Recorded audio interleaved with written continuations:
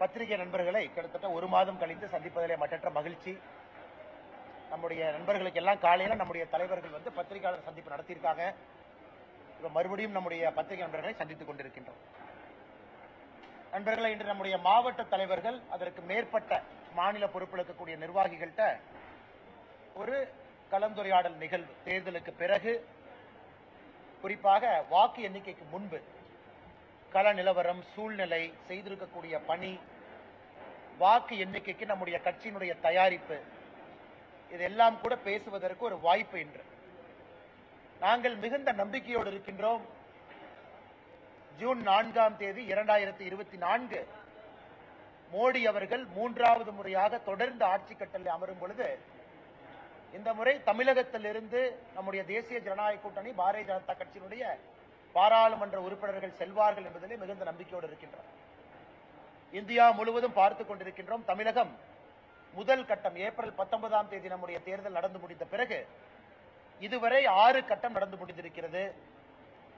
486 தொகுதிகளில் தேர்தல் நடந்து முடிந்திருக்கிறது.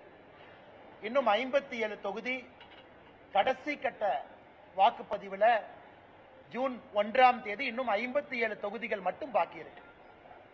ஆனா இப்ப இந்த 6 கட்ட வாக்குப்பதிவு நடந்திருக்கக்கூடிய வாக்கை பதிவை பார்க்கும் பொழுது, மக்களுடைய எழுச்சியை பார்க்கும் பொழுது, பாரதிய ஜனதா கட்சி தனியாக எப்படி 2014 283, 2019 303, இந்த முறை 2024 மிகப்பெரிய எண்ணிக்கையோடு பாரதிய ஜனதா கட்சி, எங்களுடைய எண்ணிக்கை 370 பாரதிய ஜனதா கட்சி, தேசிய ஜனநாயக கூட்டணிக்கு 400. அது நிச்சயமாக அந்த இலக்கை எட்டப் போகின்றோம். அதற்கான களச்சூழல் மிக தெளிவாக இருக்கிறது. குறிப்பாக இந்தி கூட்டணியாக இருக்கட்டும், யாராக இருக்கட்டும், தெலங்கானாவை பொறுத்தவரை இந்தி கூட்டணி இல்லாத டிஆர்எஸ் இருக்கிறாங்க. இந்தியா முழுவதும் இந்தி கூட்டணி இருக்கு. எல்லா இடத்திலும் கூட மக்களுடைய எண்ணத்தை நான் பிரதிபலித்து உங்களுக்கு சொல்றேன்.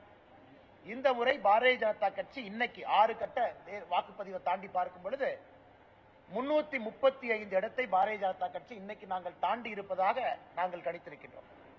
இன்னும் 57 இடம் பாக்கி இருக்கு. அது வந்து ஜூன் 1ஆம் தேதி நடந்து முடியும் பொழுது எங்களுடைய எண்ணிக்கையான 370, தேசிய ஜனநாயக கூட்டணியினுடைய எண்ணிக்கையாக இருக்கக்கூடிய 400, நம்முடைய எண்ணிக்கை நாம் வைத்திருப்பது மக்கள் ஆதரவோடு அதை பெற்று சுதந்திர இந்தியாவில் முதலாக, அதாவது ஒரு எமோஷனல் அப்பீல் எதுவுமே இல்லாம, ஒரு பிரதம மந்திரியினுடைய வேலை, கடுமையான உழைப்பு, அதை பார்த்து 10 ஆண்டு காலம் ஆட்சியில் இருந்த மோடி அவர்களை மறுபடியும் 5 ஆண்டு காலம் மக்கள் தேர்ந்தெடுக்க இருக்கின்றார்கள். தமிழகத்திலிருந்து மிகப்பெரிய அளவில் தேசிய ஜனநாயக கூட்டணி பாரதிய ஜனதா கட்சியினுடைய பாராளுமன்ற உறுப்பினர்கள் செல்ல இருக்கிறாங்க. ஆனால் நம்முடைய நண்பர்கள் நீங்க கேட்கிற கேள்விக்கு பதில் சொல்றாங்கன்னா கேளுங்க. கொஞ்சம் சத்தமா சொல்லுங்க.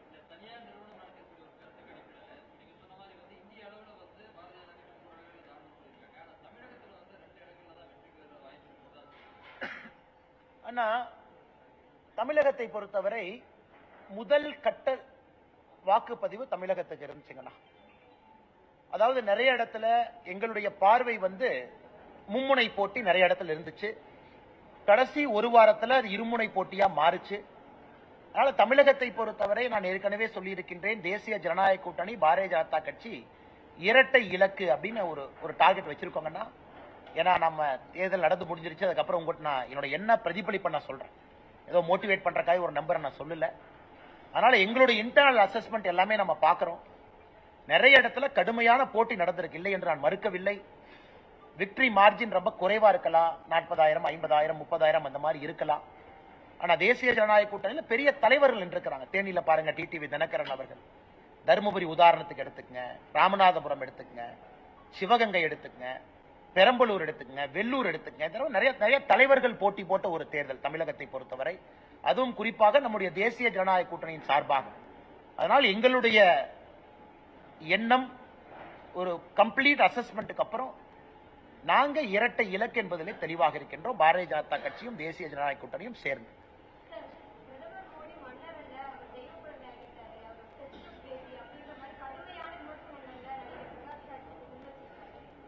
பிரகாஷ் ராஜ் அவங்க அதாவது பெங்களூர் சென்ட்ரல் தொகுதியில் நிற்கும் பொழுது டெபாசிட்டை இழந்தவர். 2019 தேர்தலில் பெங்களூர் சென்ட்ரல் தொகுதியில் அவர் போட்டியிட்டார். யார் எதிர்த்து போட்டியிட்டார்னா காங்கிரஸ் எதிர்த்து போட்டியிட்டாரு, பாரதிய ஜனதா கட்சி எதிர்த்து போட்டியிட்டார். அங்கே டெபாசிட்டை இழந்த ஒரு நடிகர் என்பதுதான் பிரகாஷ் ராஜ் அவர்களுக்கு அரசியல் இருக்கக்கூடிய அனுபவம். அதனால் நான் இருக்கின்றேன், நான் நிரந்தர எதிர்கட்சி, எந்த கட்சியா இருந்தாலும் எதிர்க்கிறது மட்டும்தான் என் வேலை, இதெல்லாம் சொல்வதற்கு பேச்சு கேட்பதற்கு நல்லா இருக்கும். ஆனா இன்னைக்கு லோக்கல் ஸ்டாண்ட் என்ன, எதிர்ப்பதை மட்டுமே முழு நேர ஒரு விஷயமாக வைத்து ஒரு நடிகர், ஒரு நடிகனாக நாம் எல்லோரும் மதிப்பு மரியாதை அளித்திருக்கின்றோம். அதை தாண்டி அரசியல்ல அவருடைய குரலுக்கு நான் மதிப்பு மரியாதையும் அளிக்க விரும்பவில்லை. இதே பிரகாஷ் ராஜ் நடிகராக நீங்க கேளுங்க, நான் சொல்றேன், நல்ல ஒரு நடிகர், நிறைய கதாபாத்திரங்கள் பண்ணியிருக்கிறாங்க, அதுல தனிப்பட்ட முறையில் எந்த குற்றச்சாட்டும் நமக்கு இல்லை. அரசியல் ஒரு அனுபவம், அவ்வளவுதான். 2019 பெங்களூர் சென்ட்ரல் தொகுதியில பிரகாஷ் ராஜ் அவங்க தேர்தல் நீங்க பாருங்க, எப்படி நின்னாருன்னு பாருங்க, யாரை எதிர்த்து நின்னாருன்னு பாருங்க, அப்ப காங்கிரஸ் பத்தி என்ன பேசினாங்கன்னு பாருங்க, பிஜேபி பத்தி என்ன பேசினாங்கன்னு பாருங்க. இன்னைக்கு மோடி எதிர்ப்பு என்கின்ற ஒரே காரணத்திற்காக இந்த பக்கம் சேர்ந்து கொண்டு மோடியை திட்டுவது மட்டுமே முழு நேர வேலையாக நடிகர் பிரகாஷ் ராஜ் அவங்க வச்சிருக்காங்க. மற்றபடி அதை நாங்க சீரியஸா எடுத்துக்கலீங்க. அதே நேரத்தில் பிரதமர் அவருடைய இன்டர்வியூ, உதாரணத்திற்கு பிரதமர் அவர்கள் இன்னைக்கு கிட்டத்தட்ட 40 தொலைக்காட்சி நிறுவனத்திற்கு மேல இன்டர்வியூ கொடுத்திருக்காங்க. நமக்கு ஒரு பெருமை என்னன்னா, அந்த முதல் இன்டர்வியூவே தமிழ்நாடு சார்ந்த ஒரு தொலைக்காட்சியிலிருந்து ஆரம்பிச்சாங்க. பாரம்பரிய உடையில முதல் இன்டர்வியூ, பிரதமருடைய ஃபர்ஸ்ட் நேஷனல் இன்டர்வியூ இந்த எலெக்ஷன் டைம்ல ஒரு தமிழ் ஊடகத்தை கொடுத்து தான் ஆரம்பிச்சாங்க. சோ எல்லா இடத்துலயும் பேசினாங்க. சோ பிரதமர் ஹிந்தியில பேசுறது புரிஞ்ச விட்டவங்க எல்லாத்துக்குமே தெரியும். பிரதமர் அவர்கள் என்ன பேசினாங்க, அர்த்தம் என்னன்னு அது உங்களுக்கும் தெரியும். குறிப்பாக பிரதமர் அவர்கள் என்ன சொன்னாங்கன்னா, இங்கே ஒரு வேலையை செய்வதற்காக அனுப்பப்பட்டவன் நான், என்னுடைய வேலை கர்மா என்ன என்பது எனக்கு தெரியும் அப்படின்னு பிரதமர் சொன்னதை உடனே இவங்க அப்படியே மாத்தி, அது இந்தியில பிரதமர் பேசினதை மாத்தி அதை ஸ்டேஜ்ல ஒரு 4 பேர் பேசுறாங்க. அதை வைத்து நாம் என்ன பதில் சொல்றது? அது பிரதமர் அங்க மட்டும் இல்ல, மேடையிலேயும் சொல்றாங்க, பொதுக்கூட்டத்திலேயும் பேசுறாங்க. அவருடைய கடமை என்ன, ஆண்டவன் எனக்கு என்ன வேலை கொடுத்திருக்கா அந்த வேலையை செய்யறங்கிறாங்க. அதனால இதை திருச்சி பேசுறவங்க நம்ம என்ன பதில் சொல்றது? மேடம், பிரகாஷ் ராஜோட உயிருக்கு ஒரு ஆபத்து வந்துருமோ, சனாதன சக்திகள் ஏதாவது பண்ணிடுவாங்களோ, அவரை பாதுகாக்க வேண்டிய கடமை என்ன திருமாவளவன் மேடையிலே பேசியிருக்காரு. எனக்கு புரியல, இவங்க எல்லாம் ரொம்ப ரெஸ்பான்சிபிளான பீப்புளுங்களா. உதாரணத்துக்கு திருமாவளவன் அவர்கள் இன்னைக்கு ஒரு சிட்டிங் எம்பி, ஒரு அரசியல் கட்சியினுடைய தலைவர், பேசும் பொழுது அந்த வார்த்தையிலே ஒரு பொறுப்பாக பேச வேண்டிய ஒரு நபர், ஒரு சாதாரண தொண்டனோ என்ன வேணாலும் பேசிட்டு போறேன் அப்படிங்கிற மாதிரி ஒரு இல்லைனா. ஏன்னா இந்தியாவை பொறுத்தவரை, நம்மை பொறுத்தவரை, இது மோடி அவர்களே பல இடத்துல சொல்லியிருக்காங்க, மோடி எதிர்ப்பு என்பது பல எல்லைக்கு சில பேர் கொண்டு போயிருக்காங்க, பல எல்லை கொண்டு போயிருக்காங்க. மோடி எதிர்ப்பு டெல்லியிலிருந்து கேரளா வரைக்கும் பாக்குறோம், மோடி அவர்களை எதிர்த்து பேசுறவங்களை பாக்குறோம். அது ஜனநாயகத்தில் எங்களை பொறுத்தவரை உங்களுக்கு முழு உரிமை இருப்பதாகத்தான் பாரதிய ஜனதா கட்சியாக இருக்கட்டும், நம்முடைய பாரத பிரதமர் நரேந்திர மோடி அவர்களாக இருக்கட்டும், அப்படித்தான் பாக்குறோம். முழு உரிமை, என்ன வேணாலும் பேசலாம். இதை பல பத்திரிகை இன்டர்வியூல மோடி அவர்கள் தெளிவுபடுத்திருக்காங்க இந்த கடந்த ஒரு மாத காலத்துல. அதனால் அண்ணன் திருமாவளவன் அவர்களுக்கு என்னுடைய வேண்டுகோள், பேசும் பொழுது ஒரு பொறுப்போடு ஒரு பாராளுமன்ற உறுப்பினராக அவர் பேசணும். இன்னைக்கு இந்த சனாதனம் அதை மாத்தி மாத்தி பேசுறாங்க, சனாதன ஆதிக்கம் மாத்தி மாத்தி பேசுறாங்க, சனாதனம் என்பதையே திருச்சி பேசுறாங்க. ஆனால் இந்தியாவிலே நாங்கள் ஆட்சியில் இருக்கும் வரை, மோடி அவர்கள் பிரதமராக இருக்கும் வரை, மாற்று குரல் இருக்கக்கூடிய எந்த நண்பராக இருந்தாலும் எந்த அச்சுறுத்தலும் அவர்களுக்கு இல்லை. நாங்க ஸ்டாலின் அவங்கள மாதிரி காலையில் 2 மணிக்கு அரெஸ்ட் பண்ண போறதில்லை, 3 மணிக்கு தூக்கி ஜெயில வைக்கிறது இல்ல, ஒரு ஊடக நண்பர் மாதிரி குண்டாஸ் நாங்க போட போறது கிடையாது. அதெல்லாம் எங்க ஆட்சியில யாரு மேலே நாங்க போட மாட்டோம். அதனால 2 மணிக்கு 3 மணிக்கு வீடு புகுந்து கருத்துரிமையை நசுக்கி ஆட்சி செய்யக்கூடிய முதலமைச்சர் மாண்புமிகு திரு மு.க. ஸ்டாலின் அவர்கள் கூட்டணியில் இருக்கக்கூடிய திருமாவளவன் அவர்கள் கருத்துரிமையை பத்தி பேசுவதுதான் வேடிக்கையா இருக்கு.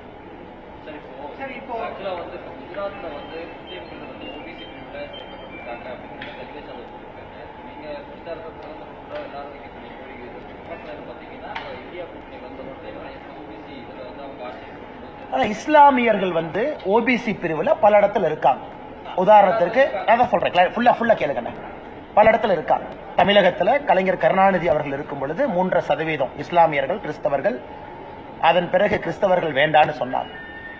ஆனா ரூல் என்னன்னாங்கன்னா, ஒரு இஸ்லாமியரை ஓபிசி பிரிவுல கொண்டு வர்றீங்கன்னா அந்த இஸ்லாமியர் சப் கம்யூனிட்டியை டெஸ்ட் ஆஃப் பேக்வர்ட்னஸ் நீங்க ப்ரூவ் பண்ணணும். அதாவது இஸ்லாம் கம்யூனிட்டிக்குள் இருக்கக்கூடிய உட்பிரிவை இஸ்லாம்ங்கிறது ஒரு இந்து மாதிரி ஒரு பேராக இருந்தாலும் கூட உள்ள உட்பிரிவு இருக்கு. அந்த உட்பிரிவில் இருக்கக்கூடிய இஸ்லாமை டெஸ்ட் ஆஃப் பேக்வர்ட்னஸ் பாஸ் பண்ணாங்கன்னா அவங்க ஓபிசிக்குள்ள இருப்பாங்க. இது காலங்காலமாக நம்முடைய நாட்டில் இருக்கக்கூடிய நடைமுறை. இப்ப கர்நாடகா போன்ற காங்கிரஸ் ஆளுகின்ற மாநிலத்தில் எல்லா இஸ்லாமியர்களும் ஓபிசி, அதை எதிர்க்கிறோம். தெலங்கானால இதற்கு முன்பு காங்கிரஸ் ஆட்சியில முஸ்லீம் அண்ட் கிறிஸ்டியன் ரிலீஜனுக்காக கோட்டா கொடுக்கிறோம், எதிர்க்கிறோம். ஏன்னா ஓபிசி என்பது எல்லா ஹிந்து ரிசர்வேஷன் கான்ஸ்டிடியூஷன் இடம் கிடையாதுன்னா, எல்லா முஸ்லீம் ரிசர்வேஷன் கிடையாது, எல்லா கிறிஸ்டியன் ரிசர்வேஷன் கிடையாது. ஆனா முஸ்லீம் கம்யூனிட்டியில் இருக்கக்கூடிய சில முஸ்லீமுக்கு ஓபிசியில டெஸ்ட் ஆஃப் பேக்வர்ட்னஸ் பாஸ் பண்ணா அவங்களுக்கு ரிசர்வேஷன் இருக்கு. அது சுப்ரீம் கோர்ட்லயே சேலஞ்ச் பண்ணி தெலங்கானால வெறும் முஸ்லீமா ரிசர்வேஷன் கொடுத்த ஸ்ட்ரைக் டவுன் பண்ணி முஸ்லீம் கம்யூனிட்டிக்குள்ள உட்பிரிவு எடுத்து அதுல எந்த பர்டிகுலர் உட்பிரிவு பேக்வர்டா இருக்கிறாங்கன்னு ப்ரூவ் பண்ணா அலோவ் பண்றேன்னு சொல்லி அலோவ் பண்ணிருக்காங்க. அதனால நண்பர்களுக்கு நான் சொல்லக்கூடிய கருத்து என்னன்னா, நாங்கள் எதிர்ப்பது religion based reservation. Religion based reservation குஜராத்திலையும் எல்லா முஸ்லீம் ஓபிசி கிடையாது, குஜராத்திலையும் எல்லா கிறிஸ்டியன் ஓபிசி கிடையாது. அதே போல தமிழகத்தில் அதே போல இன்னைக்கு இருக்கக்கூடிய தெலங்கானால எல்லா முஸ்லீமும் ஓபிசி கிடையாது. கர்நாடகா ஸ்ட்ரக் டவுன் ஆனோடனே கர்நாடகா என்ன பண்றாங்கன்னா எல்லா முஸ்லீமும் ஓபிசிங்கிறாங்க. அது இன்னைக்கு ஸ்ட்ரக் டவுன் ஆயிருக்கு. ஆனால் நாங்கள் திரும்ப திரும்ப உங்களிடம் நண்பர்கள்ட்ட சொல்வது ரிலீஜியன் பேஸ்ட் ரிசர்வேஷன்.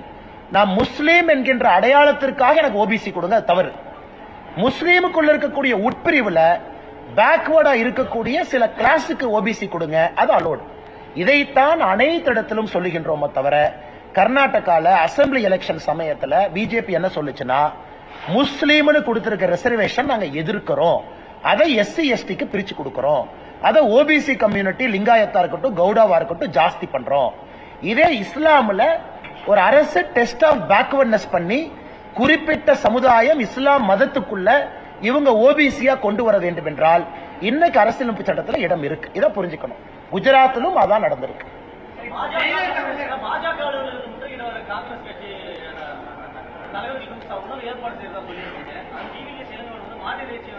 நான் வந்து மாட்டை சாமியா பாக்குறவன, நான் வந்து மாட்டை வச்சுதான் பிளப்பு நடத்துறேன், நான் வந்து மாட்டை வச்சு விவசாயம் பண்ற ஆளுன. அதனால அதுக்கு நீங்க மாட்டுக்கறி சாப்பிட்றவங்கள போய் நீங்க சாப்பிடாதேன்னு நான் சொல்ல போறது கிடையாது. அது உங்களுடைய உரிமை. நம்ம நாட்டுல உங்களுக்கு என்ன உணவு வேணுமோ நீங்க சாப்பிடுங்க, நான் உங்க கையை பிடிச்சு சாப்பிடாதீங்கன்னு நான் சொல்ல போறது இல்லை. நான் மாட்டை வச்சு வாழ்றேன். இப்ப என் வீட்டுக்கு நீங்க விருந்தினரா வந்தா போன் பண்ணி என்ன சொல்லுவீங்க? அண்ணா வீட்டுக்கு வர்றேன், அண்ணா எனக்கு வந்து இந்த சாப்பாடு இப்படி வறுத்து வைங்கன்னு எங்கேயும் கேட்க மாட்டோம். எங்களுடைய அலுவலகத்திற்கு யார் வந்தாலும் வரவேற்கின்றோம். முற்றுகைக்கு வர்றீங்களா, மத்தியானம் லஞ்சு கொடுக்கறோம், நல்லா சாப்பிட்டுட்டு போங்க. ஆனா உங்க அலுவலகத்துக்கு வரணும். இதை வந்து மகாத்மா காந்தி அவர்கள் பீஃப பத்தி என்ன சொல்லியிருக்காங்க, யங் இந்தியால மகாத்மா காந்தி என்ன எழுதியிருக்காங்க, மகாத்மா காந்தி அவர்கள் பல்வேறு காலகட்டத்தில் மாட்டு இறைச்சியை பத்தி என்ன எழுதியிருக்காங்க அப்படிங்கறத EVKS இளங்கோவன் ஒரு முறை படிக்கணும். இன்னைக்கு அடிப்படையில காங்கிரஸ் கட்சியில ஒரு தலைவராக இருக்கக்கூடியவர்கள் வந்து, நான் ஏற்கனவே மறுபடியும் சொல்றேன், உணவு விஷயத்துல உங்களுடைய தனிப்பட்ட உரிமை. ஆனா என்ன நீங்க ஃபோர்ஸ் பண்ண முடியாது. உதாரணத்துக்கு நான் உங்களை கூப்பிட்டு அண்ணே நீங்க மாட்டு இறைச்சி சாப்பிடாதீங்கன்னு சொல்றதுக்கு எனக்கு உரிமை இல்லை. அது உங்க உரிமை, நீங்க என்ன வேணுமோ சாப்பிடுங்க. நீங்க என்னைய மாட்டு இறைச்சியை சமைச்சு கொடுங்கன்னு கேட்கறதுக்கு உங்களுக்கு உரிமை. ஏன்னா நம்ம நாட்டில் இது சர்வாதிகாரத்தனம் இல்லையா? இதே பாரதிய ஜனதா கட்சியில் ஒருத்தவங்களை கூப்பிட்டு அண்ணே நீங்க மாட்டு இறைச்சி சாப்பிடாதீங்கன்னா நீங்க என்ன சொல்லியிருப்பீங்க? ஐயோ இந்தியாவில் அரசியலமைப்பு சட்டம் உடைஞ்சு போச்சு, இப்படி ஆகி போச்சு, சர்வதிகாரம். ANS பிரசாத் சொல்றாங்க. இன்னைக்கும் அவர்கள் வந்தால் உணவு கொடுப்பது எங்களுடைய பாரம்பரியம், உணவு கொடுக்கின்றோம். வந்துட்டு யாரையும் தடுக்க போறதில்லை. மாட்டிறைச்சி கொடுத்தா தான் நான் வருவேன்னு ஒரு காங்கிரஸ் கட்சி தலைவர் சொல்வது மகாத்மா காந்தி அவர்கள் சிந்தனையில் இருந்து எந்த அளவுக்கு ஒரு காங்கிரஸ் கட்சி மாறி இருக்கிறது என்பதற்கு EVKS இளங்கோவன் அவருடைய பேச்சே சாட்சி. இதை முடிச்சு வந்துடுறேன். ஒரே கேள்விதான் கேட்கிறேன். இதை மறுபடியும் சொல்றேங்கண்ணா, மறுபடியும் சொல்றேன். அதான் அண்ணா மறுபடியும் சொல்றேன். இல்ல ஜெயலலிதா அவர்கள் வந்து ஒரு தீவிரமான இந்துத்துவவாதி. யாராவது அதிமுக நண்பர்களுக்கு சந்தேகம் இருக்குன்னா 1995 ஜஸ்டிஸ் JS வர்மா உச்சநீதிமன்றம் ஹிந்துத்துவாவை பத்தி ஒரு தீர்ப்பு உச்சநீதிமன்றம் கொடுத்திருக்காங்க. அந்த தீர்ப்புக்கு பிறகு அந்த தீர்ப்பை இன்னும் யாரும் ஆராயல. Last standing verdict on Hindutva 1995. Ramjeth Malani போன்ற மனிதர்கள் ஒரு பக்கம் ஆஜராகிறாங்க. சிவசேனா என்ன கேஸ்னா, இந்துத்துவானா என்ன? ஒரு தலைவர் தேர்தல் களத்துல இந்துத்துவான்னு சொன்னா அது மத பிரச்சாரமா இல்லையா? ஹிந்துத்துவானா ஒரு மதமா? ஹிந்துத்துவானா ஹிந்துவா? இதுதான் கேள்வி. இது உச்சநீதிமன்றத்தில் ஒரு பெரிய டிஸ்கஷனுக்கு பிறகு ஒரு சரித்திர தீர்ப்பு கொடுக்கிறாங்க 1995. அது ஏடிஎம்கே இருக்கக்கூடிய தலைவர்கள் ஒரு முறை அதை டவுன்லோடு பண்ணி படிக்கணும். ஹிந்துத்துவா என்பது மதம் சார்ந்தது கிடையாது. It's a way of life. அது வாழ்வியல் முறை. இந்த மண்ணினுடைய கலாச்சாரம், இந்த மண்ணில 12,000 ஆண்டுகளாக 20,000 ஆண்டுகளாக நாம் எப்படி வாழ்ந்திருக்கின்றோமோ அதை பிரதிபலிக்கக்கூடிய உணர்வு இந்துத்துவா. இந்துத்துவாவை பொறுத்த வரைக்கும் பல இடத்துல நான் சொல்றேன், அனைவரையும் அரவணைப்பதுதான் இந்துத்துவா. இத டீஸ்டா சிட்டில்வாட் அந்த என்ஜிஓ, ஃபேமஸ் என்ஜிஓ அம்மா இத ரிவ்யூக்கு போறாங்க 2013. சுப்ரீம் கோர்ட் இந்துத்துவா தீர்ப்பு தவறு பண்ணிருக்கீங்க, அது இந்துத்துவா உங்களோட இன்டர்பிரேஷன் தப்பு, அதனால இந்த தீர்ப்பை மறுபடியும் நீங்க ஆராயணும் சுப்ரீம் கோர்ட் போகும் பொழுது சுப்ரீம் கோர்ட் 1995 தீர்ப்பை ஆராய மறுத்து விட்டார். இன்னைக்கு இந்தியால 1995 உச்ச நீதிமன்றம் கொடுத்த தீர்ப்பு இந்துத்துவாவை பத்தி, அதுதான் இன்னைக்கு பைபிள், அதான் குரான், அதான் பகவத்கீதை. அதை வச்சுதான் நான் பேச முடியும். இந்துத்துவா என்னை பொறுத்த உங்க இந்துத்துவா என்ன? நல்ல கேள்வி. ஏன் இந்துத்துவா எல்லாரையும் அரவணைக்கும்? இன்னைக்கு நான் ஜெயலலிதா அம்மாவை பத்தி சொல்ற கேள்வி. 1984 செல்வி ஜெயலலிதா அவர்கள் ராஜ்யசபா எம்பியா டெல்லியில் இருக்கிறாங்க.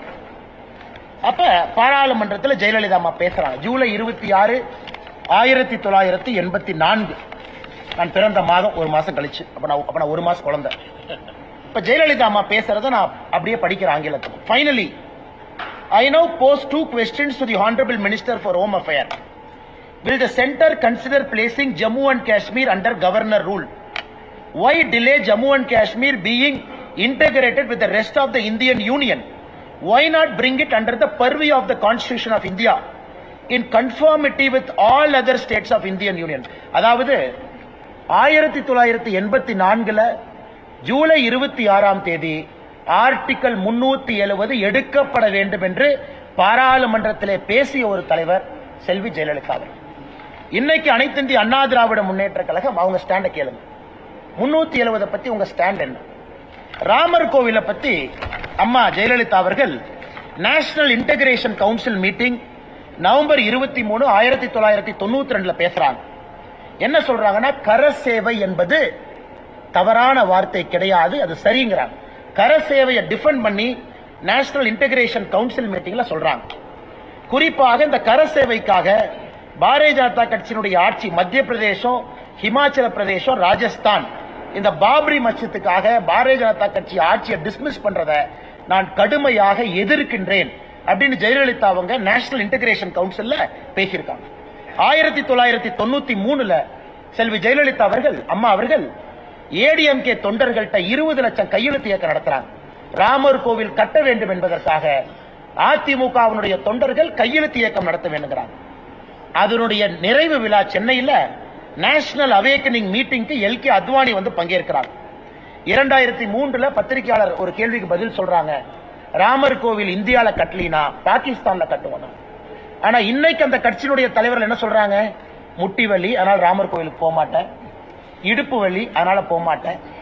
அதனால இதெல்லாம் கம்பேரிசன் பண்ணி சொல்றேன். அடுத்தது uniform civil code 2003 uniform civil கோடுக்கு அம்மா ஜெயலலிதா அவங்க சொல்றாங்க, it is very much necessary for a multi religious country like India rendering equality to all.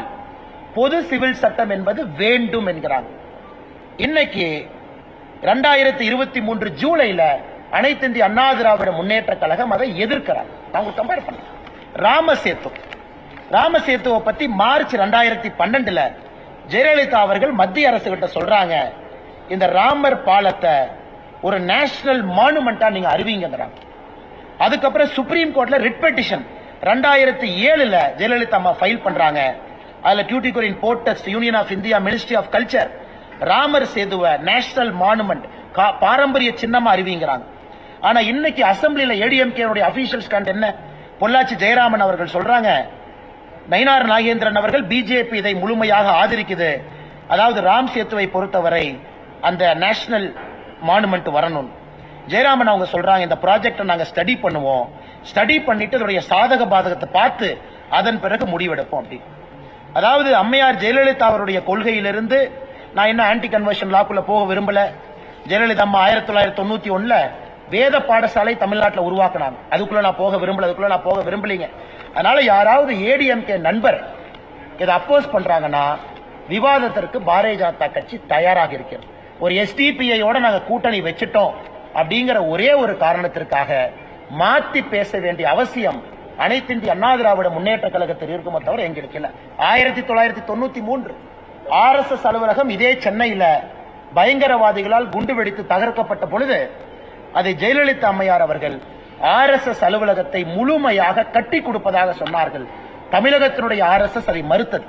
நாங்களே மக்கள்கிட்ட பணம் வாங்கி கட்டிக்கிறோம், அரசு பணத்துல எங்களுக்கு கட்டி கொடுக்காதீங்க. அரசு பணத்திலே ஒரு RSS அலுவலகத்தை கட்டி கொடுப்பேன், குறிப்பாக பயங்கரவாத தாக்குதலுக்கு பிறகு ஜெயலலிதா அம்மா சொன்னாங்க.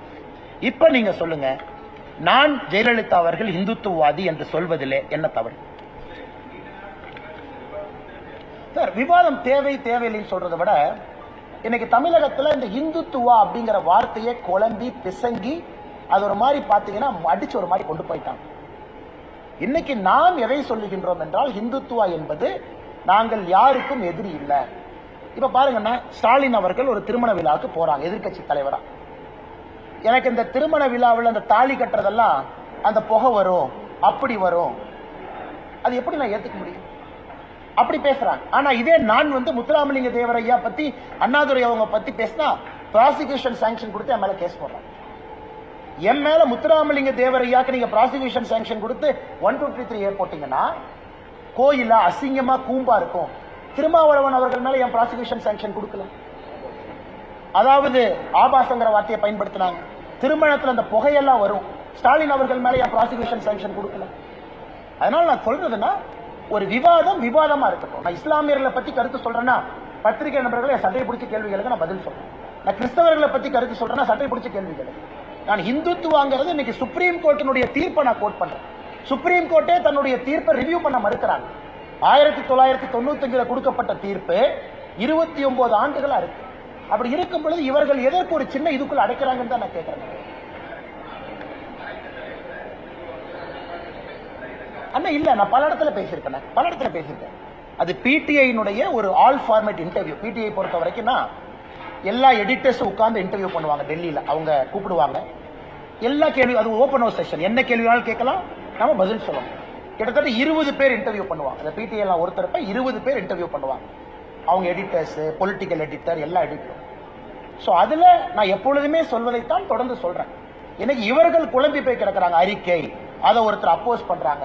நான் ஜெயலலிதா அவர்கள் இஸ்லாமியர்களுக்கும் கிறிஸ்தவர்களுக்கும் எதிரின்னு எங்கேயுமே சொல்லுங்க. யாரும் நினைச்சுதான் போனாங்க.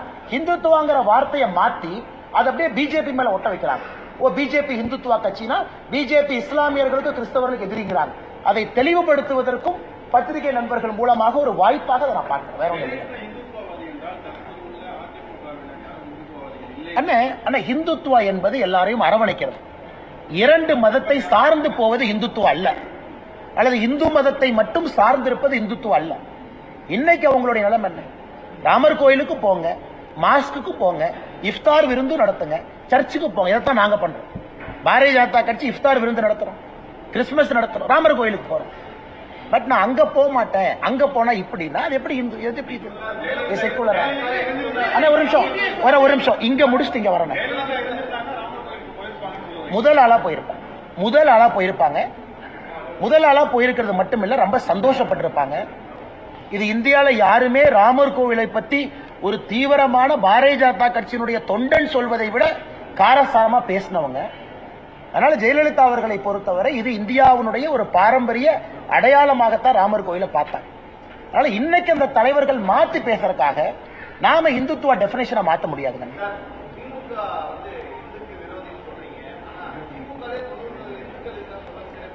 அப்படின்னு சொல்றாரு எல்லா எலெக்ஷன்லனா. நான் தமிழ்நாட்டை பொறுத்த வரைக்கும் உங்களுக்கு தெரியும், எந்த எலெக்ஷனுமே இந்து முஸ்லீம் கிறிஸ்டியன் அந்த மாதிரி ஓட்டு போட வேண்டாம். அதான் எங்களுடைய விருப்பமும். மதத்தை பார்த்து ஓட்டு போடாதீங்க, ஜாதியை பார்த்து ஓட்டு போடாதீங்க. நீங்க நம்ம கேம்பெயின் பார்த்தீங்க 2024 பாரதிய ஜனதா கட்சி தமிழகத்தினுடைய கேம்பெயினை பார்த்தீங்க. நீங்க அசஸ் பண்ணுங்க. நான் இன்னைக்கு பேசுறதுல இருந்து மாத்தி பேசுனா நீங்க அசஸ் பண்ணுங்க. அண்ணே, நீங்க பிரஸ் மீட் ஒன்று சொல்றீங்க, ஆனா உங்க கேம்பெயின் ஒன்று சொல்றீங்க, உங்க கட்சி 2024 இப்படித்தானே நீங்க பிரச்சாரம் பண்ணீங்க. நாங்க யாரும் அப்படி பண்ணல, சொல்வதைத்தான் நாங்கள் செய்கின்றோம். ஆனா திமுகவை பொறுத்தவரை உள்ளொன்றை வைத்துக் கொண்டு புறம் ஒன்று நாங்க பேசல. மேடம், இங்கிலீஷ் தனியா பண்றது முடிச்சுட்டு we are doing English. அண்ணா, தமிழக பாஜக நிலைப்பாடு ஒரே நிலைப்பாடு தான். கர்நாடகாவுக்கு அணை கட்டுவதற்கு உரிமை இல்லை. இது ஃபுல் ஸ்டாப். இது கர்நாடகாவுடைய பிரச்சாரத்தில் பேசினால்தான். கர்நாடகா பிஜேபியினுடைய ஸ்டார் கேம்பெயினரா அங்க கனடா மீடியாவுக்கு நான் சொன்னேன், அண்ணே உங்களுக்கு டேம் கட்டுறதுக்கு ரைட்ஸ் இல்லை, இதை தயவு செஞ்சு அண்ணாமலை தமிழ்நாட்டில இருந்து வந்திருக்கான், வாயை பிடிங்கி டிஆர்பி பண்ணலாம்லாம் பண்ணாதீங்க. நான் ஹானஸ்டா சொல்றேன், உங்களுக்கு இல்லைண்ணே, கனடா பிரஸுக்கு நான் ஹானஸ்டா சொல்றேன். இந்த எலெக்ஷன்லயும் சொன்னேன், கனடா பிரஸ்க்கு ஹானஸ்டா சொல்றேன், வாயை பிடிங்கி டிஆர்பி எல்லாம் பண்ணாதீங்க, உங்களுக்கு உரிமை இல்லை. நீங்க கேள்வி கேட்பது. இங்க செல்வ பெருந்தகை என்ன சொல்றாரு? செல்வ பெருந்தகை என்ன சொல்றாரு? மத்திய ராணுவத்தை கூப்பிடணுமா? அப்ப எதுக்கு காங்கிரஸ் கட்சியில் இருக்கீங்க? அவர் ஒரிஜினல் காங்கிரஸா இருந்தா அந்த மாதிரி பேச மாட்டார். நேத்து வந்த காங்கிரஸ்காரர் இருந்தா ராணுவத்தை கூப்பிடணுமா? அங்க யார் இருக்க ஆட்சியில? உங்க தலைவர்கள் ஆட்சியில இருக்கு. அப்ப எதுக்கு உங்க கட்சியில கோர் கமிட்டி இருக்கு? 2 மாநிலத்தில் இருக்கக்கூடிய கட்சிக்கு பிரச்சனை வந்தா அதை தீர்க்கறதுக்கு தானே மத்தியில் ஒரு கமிட்டி இருக்கு. அப்புறம் எதுக்கு ஆல் இந்தியா காங்கிரஸ் கமிட்டி இருக்கு? இந்தியாவுடைய நிலைப்பாட்டுக்காக இருக்கு. எதுக்கு ஆர்மி அனுப்பணும்? ஒரு போன் போட்டு நீங்க இங்க இருந்து ஒரு டெலிகேஷன் எடுத்துக்கிட்டு தமிழ்நாட்டினுடைய காங்கிரஸ் டெலிகேஷன் போய் சித்தராமையா பார்க்க முடியாதா? இவர் இங்கிருந்து போனா பார்க்க மாட்டாரா? கர்நாடகா பிரச்சாரத்துக்கு எத்தனை தமிழ்நாடு காங்கிரஸ்காரங்க வந்தாங்க. நான் பல தமிழ்நாடு காங்கிரஸ்காரங்களை பெங்களூர்ல தும்கூர்ல பார்த்தேன். ஒரு 5 நிமிஷம் ஒரு ஆட்டோ எடுத்துட்டு சித்தராமையா வீட்டுக்கு போய், அண்ணே இதை பண்ணாதீங்கன்னு சொல்றதுக்கு எவ்வளவு நேரம்? என்ன நாடக நடிகர்கள் மாதிரி நடித்துக் கொண்டிருக்கின்றார். அண்ணே, கேரளாவில் இவர்கள் செய்திருப்பது மிகப்பெரிய அநியாயம். முல்லை பெரியாரை இடித்து கட்டுவதற்கு எந்த உரிமை இல்லை. இந்த பேபி அணைக்கு 2 கொத்தனார் அனுப்பிச்சோம். எத்தனை வருஷம் ஆச்சு? அந்த கொத்தனார் எங்க போனாங்கன்னே தெரியாது. எப்ப கேட்டாலும் கொத்தனார் போயிருக்கிறாங்க, அணையை ஸ்ட்ரென்தன் பண்றோம். அப்புறம் துரைமுருகனை கேட்டா ஒரே ஸ்டாண்ட் சொல்லுவார், அது உச்ச நீதிமன்றத்துக்கு போகும். ஆனா இவங்க இந்தி கூட்டணி. இன்னைக்கு இப்படி இருக்கிறவங்க ஒருவேளை ஆட்சிக்கு வந்தா என்னன்னு யோசிச்சுப்பாங்க. நான் இன்னைக்கு சொல்வதுன்னு, டெல்லியில ஆம் ஆத்மி கட்சி காங்கிரஸ் தோஸ்தி, 100 கிலோமீட்டர் பஞ்சாப்ல எதிரி, தமிழ்நாடு கேரளா ஆந்திரா கர்நாடகா தண்ணி பிரச்சனை உங்களுக்கு தெரியும், ஒரே கூட்டணி. இவங்க ஆட்சிக்கு வந்தா என்ன ஆகும் மட்டும் நீங்க யோசிச்சுப்பாங்க. நாங்க ஆட்சியில் இருந்திருக்கோம், பாரதிய ஜனதா கட்சி கர்நாடகா ஆட்சியில் இருந்திருக்கு.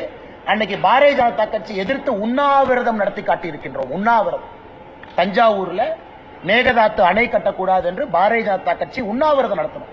ஏன்னா கேட்டீங்க, நண்பர்கள் கேட்டீங்களா, அண்ணா பாஜக ஆட்சியில் இருக்கு, ஏன்னு? எங்கள் உரிமைக்கு நாங்கள் போராடுகின்றோம். காங்கிரஸ் உண்ணாவிரதம் நடத்த சொல்லுங்க, சாப்பாடு கொடுக்கறோம்னா உண்ணாவிரதம் முடிச்சு பீஃப் கேட்பாங்க. சீமானண்ண விடுங்கண்ணே, பாவனே அவர், ஏன்னு? விஜயலட்சுமி அக்கா பேசுறப்பெல்லாம் சீமானண்ண எம்எல்ஏ கிளம்பி வருவார். அவர் மாத்திர விஜயலட்சுமி அக்கா அங்கிருந்து அட்டாக் பண்ணுவாங்க, உடனே சம்பந்தம் இல்லாம சீமானண்ண எம்எல்ஏ அட்டாக் வருவார். அண்ணே, நான் சீமானண்ண வம்பு கிழத்தினா அவர் விஜயலட்சுமி அக்காக்கு பதில் சொல்லணும். எங்கிட்டதுக்கு அவர் பேசுறாரு. அண்ணே, நான் வம்பு கிழத்தின. அண்ணே, நான் பெருந்தரணையா சொல்றேன், ஜூன் 4ஆம் தேதி ரிசல்ட் நீங்க பார்க்க போறீங்க. இன்னைக்கு பாரதிய ஜனதா கட்சி திராவிட கட்சிகள் இல்லாம தனிச்சு நிக்கிறோம். 19 இடத்துல நிக்கிறோம், 4 இடத்துல சிம்பிள் நிக்கிறோம். நீங்க சீமானண்ணனை பிஜேபியினுடைய 23 இடத்துல கம்பேர் பண்ண. நான் சொல்வது பக்கத்துல சொல்ல, -30% அவர் கொடுக்குறேன். நாங்க வாங்கின ஓட்டுல இருந்து 30% மைனஸ் பண்ணிக்கங்க. அப்ப பக்கத்துல வர்றாருன்னு பாருங்க. சரி, உங்களுக்காக நீங்க நல்ல ஒரு மாதிரி தெரியுதுங்க, இன்னும் ஒரு -20% டிஸ்கவுண்ட், அப்படின்னா -50% டிஸ்கவுண்ட் கொடுக்குறேன். ஆனா நான் அண்ணன் அவர் அரசியல் கட்சி நடத்துறாரு, நல்லா இருக்கட்டும், நான் அவரை கட்சி இழுத்து மூடுங்களா நான் சொல்ல விரும்பல. இதே இதுக்கு முன்னாடி என்ன சொன்னாரு? மக்கள் நல கூட்டணியை விட 1 ஓட்டு அதிகமா வாங்குவேன். அண்ணன் யாரோ எடிட்டர் சரியா பிடிச்சாரு, கட்சியை கலைச்சிருவேன். கரெக்டா எலெக்ஷன் முடிஞ்சு 2016 கேட்டாங்க, நான் சொன்னேன். ஆனா என்ன அப்படின்னாரு. அதனால சீமானன் அந்த தர்ம சங்கடத்துல நான் விட விரும்பல. அவர் கட்சி நடத்தட்டும். தமிழகத்துல சீமான் அவருடைய குரல் முக்கியமான குரல், அந்த குரல் இருக்கணும். ஆனால் நான் விவாதத்துக்கெல்லாம் வரல. சீமானன் மீது மரியாதை இருக்கக்கூடிய நபர் நான். சம்பந்தமே இல்லாத ஏதோ ஒன்னு டைவர்ட் பண்றதுக்கு எங்க மேல விட வேண்டாம் தான் நான் சொல்றேன். இதை பண்ணிட்டா அப்புறம் ஜூன் 4ஆம் தேதி உங்க மூஞ்சியை நான் பார்க்கணும், எங்க மூஞ்சி நீங்க பார்க்கணும். அதனால தேவையில்லாத ஏன் அந்த போட்டிக்கு அவர் வராருன்னு எனக்கு தெரியும்.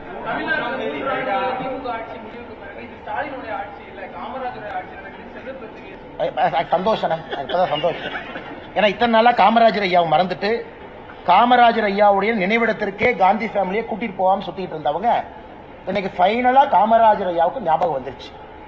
காமராஜர் ஐயாவுடைய ஆட்சி காலத்துல டாஸ்மார்க்கு சாராயத்தை விடாம வச்சிருந்த மனுஷனை மு.க. ஸ்டாலின் ஐயாவுடைய ஆட்சியோட கம்பேர் பண்ணி காமராஜர் ஐயாவை அசிங்கப்படுத்துறாங்க. காமராஜர் ஐயா குடும்பத்துல கூட்டிட்டு வந்தாரானே? காமராஜர் ஐயா கரப்ஷன் லஞ்சத்தை ஊக்குவிச்சாரா? லூர்து பிரான்சிஸ் அம்மா மாதிரி ஒரு பெண்மணியை எப்படிப்பட்ட அமைச்சர் ஆக்கி காட்டினாங்க. பட்டியலின சகோதரர் பரமேஸ்வரன் அவர்களை கொண்டு வந்து அறநிலைத்துறை அமைச்சரை கொடுத்தாங்க. இவர் பட்டியலின அமைச்சர் எங்க வச்சிருக்காங்க? சீரியல் நம்பர் 33, சீரியல் நம்பர் 34 இவர் ஆட்சியில. அதனால எப்படினே காமராஜர் ஐயாவை கம்பேர் பண்றாரு? அதுக்கு ஒரு விவசாய வேண்டாமா? கக்கன் ஐயாவை எப்படி உயர்த்தி வச்சிருந்தாங்க?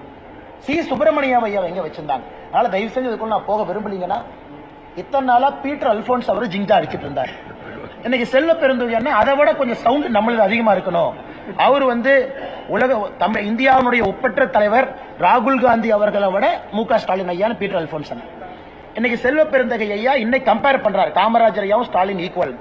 2026 சொல்லுவாரு காமராஜர் ஐயாவோட ஸ்டாலின் சூப்பர். அதனால இந்த விஷ பரீட்சைக்கு நாங்க வரல. காமராஜர் ஐயாவை கம்பேர் பண்ணுங்க, தயவு செஞ்சு ஸ்டாலின் ஐயாவோட கம்பேர் பண்ணுங்க. பாஜக பொறுத்த வரைக்கும் ஒரே நாடு இந்தியாவில் இருக்க எல்லாருமே ஒற்றுமை அப்படின்னு பேசிட்டு இருக்கோம். ஆனா ஒடிஷாக்கு போன உடனே மட்டும் அங்க இருக்கக்கூடிய இங்கிருந்து தமிழக கான்ட்ராக்டர்கள் போய் அங்க கொள்ளையடிக்கிறாங்க சுத்திராணி பேசிருக்கோம். ஒரு தமிழர் ஒடிஷால ஆட்சி அமைக்கலாமா அப்படின்னு ஒரு நாட்டு. இன்னைக்கு பாரதிய ஜனதா கட்சியினுடைய அரசியல் வரலாற்றுல பல ஆண்டுகளுக்கு பிறகு ஒரு தமிழனை, குறிப்பாக பாரதிய ஜனதா கட்சியினுடைய மாநில தலைவரை ஆல் இந்தியா டெல்லி கேம்பெயினர் லிஸ்ட்ல வச்சிருக்காங்க. பாருங்க, அது ஒரு தமிழனுக்கு கிடைச்ச கௌரவமா நான் பாக்குறேன். அண்ணாமலையோ ஒரு பாரதிய ஜனதா கட்சியினுடைய மாநில தலைவரா பார்க்கல. அதே போல பிரதமரை சுற்றி இருப்பவர்கள் எல்லோரும் இன்னைக்கும் அவருடைய ஆலோசகர்களா இருக்கட்டும், குஜராத்தா இருக்கட்டும், தமிழர்கள் தான். தமிழர்களுக்கு உயர்ந்த மரியாதை. தமிழர்கள்னா இன்டெகிரிட்டியா இருப்பாங்க, பிரதமருக்கு ஒரு பெரிய நம்பிக்கை, பொய் சொல்ல மாட்டாங்க, நேர்மையா இருப்பாங்கன்னு தான் தமிழர்களை பார்க்கறாங்க. இது வி.கே. பாண்டியன் அவர்களுக்கும் ஒரிசா பாரதிய ஜனதா கட்சி அவர்களுக்கும் நடக்கக்கூடிய அரசியல் போர். இதுல தயவு செஞ்சு நம்ம கொண்டு வர வேண்டாம். ஒரிசால இருக்கக்கூடிய பல லட்சக்கணக்கான தமிழர்களை வி.கே. பாண்டியன் அவங்க ரிசைன் பண்ற வரைக்கும் நாங்க டச் பண்ணல. ரிசைன் பண்ற வரைக்கும் நாங்க தொடல. அவர் 12 வருஷம் நவீன் பட்நாயக் அவங்க அட்வைசரா இருந்தாங்க. ஒரு வாரத்தை நாங்க பேசல, ஏன்னா ஒரு IAS ஆபீசர். ரிசைன் பண்ண பிறகு பொலிட்டிக்கலா பேச ஆரம்பிச்ச பிறகு நாங்க பேசணும். அதனால தயவு செஞ்சு வி.கே. பாண்டியன் அவர்களை பிஜேடி நவீன் பட்நாயக் அவர்களுடைய ஆலோசகராக, அந்த கட்சியினுடைய ஒரு முக்கிய தலைவராக நாங்கள் பேசுகிறோம். அதுல ஒரிசால ஒரு வித்தியாசமான அரசியல் போகுது. இன்னைக்கு ஒரிசா பாரதிய ஜனதா கட்சி வைக்கக்கூடிய ஆர்குமெண்ட் என்னன்னா, இன்னைக்கு நவீன் பட்நாயக் அவரே ஆப்சென்டி சிஎம், அவரே அபிஷியலா சொல்லியிருக்காரு ஒரியா எழுத தெரியாது எனக்கு. அப்புறம் ஃபைல் எப்படி படிப்பாரு? தயவு செஞ்சு நீண்ட நெடிய இதுக்கு ஒரு ஸ்டோரி இருக்கு, பேக்ரவுண்ட் இருக்கு. அப்ப 24 வருஷமா சிஎம் இருக்காங்க, 12 வருஷமா பாண்டியன் ஐயா இருக்காங்க.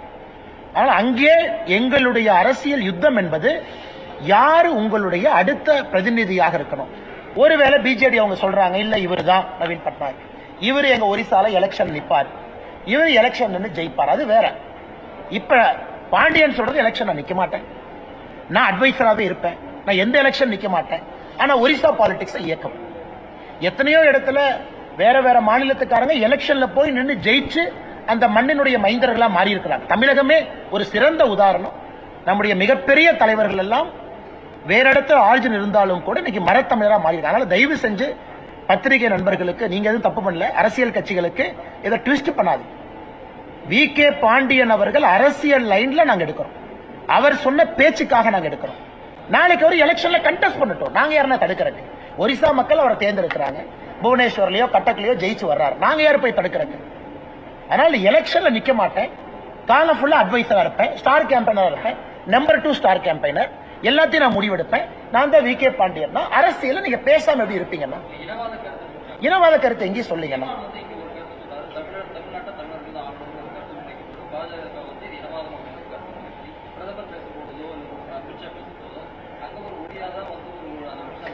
ஆனா தமிழர் ஆளணும் அப்படிங்கிறது தமிழர்கள் என்னன்னா, let us define that. ஆனா கரெக்ட், சீமான் என்ன சொல்ற கருத்தை டிஃபைன் பண்ணு. புரட்சி தலைவர் எம்ஜிஆர் ஐயா, புரட்சி தலைவி அம்மா அவங்க பெரிய தலைவர், இன்னைக்கு மரத்தமிழர். ஏன்னா தமிழக மக்கள் அவங்களை ஏத்துக்கிட்டு எலெக்ஷன்ல ஜெயிக்க வச்சு பெரிய தலைவர்களா மாத்தி இருக்கிறாங்க. அதுக்கப்புறம் பேச்சே இல்ல. பேச்சே இல்லைன்னா. இன்னைக்கு வி.கே. பாண்டியன் அவர்கள் நாளைக்கு எலெக்ஷன்ல நின்னு ஜெயிச்சு அரசியல் அதிகாரத்தை கையில் எடுக்கட்டும். அதுக்கப்புறம் இந்த இன்சைடர் அவுட் சைடர் பிரச்சனை வராது. நான் எலெக்ஷன்ல நிக்க மாட்டேன் டிக்ளேர் பண்ணிட்டு you cannot run a political பார்ட்டிங்க. இப்ப நான் இங்க இருக்கேன், எலெக்ஷன் நின்னு அக்கௌண்டபிலிட்டி கொடுக்குறேன், வெற்றி தோல்வி உங்க முன்னாடி நிக்கிறேன். நீங்க 5 வருஷத்துக்கு ஒருக்கா எவாலுவேட் பண்ணணும். எல்லா தலைவரும் 5 வருஷத்துக்கு ஒருக்கா நீங்க எவாலுவேட் பண்ணுங்க, சர்டிபிகேட்டை புதுப்பீங்க.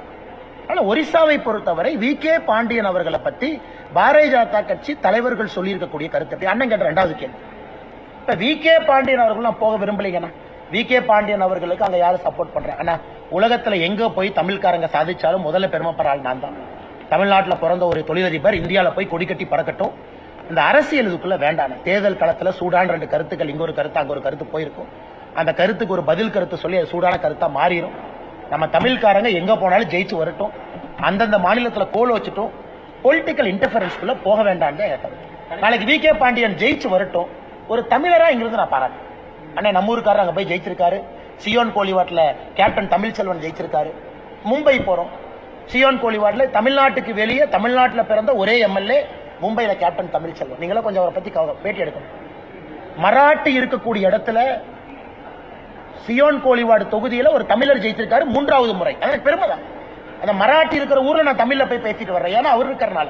அதனால தயவு செஞ்சு தமிழ் வெர்சஸ் நான் தமிழ் கொண்டு போக வேண்டாம். நன்றி அண்ணா.